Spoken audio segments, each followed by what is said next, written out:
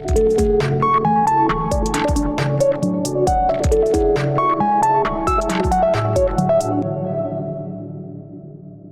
this topic, we're going to cover how can we remove or delete the format which we apply the specific database.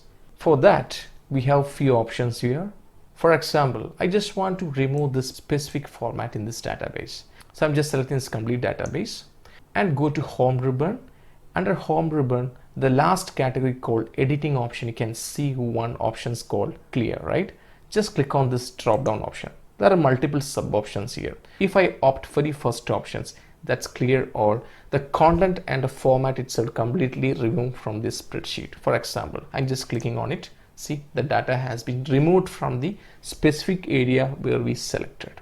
I'm just pressing Ctrl Z and go to the same option again. Let's go to next one.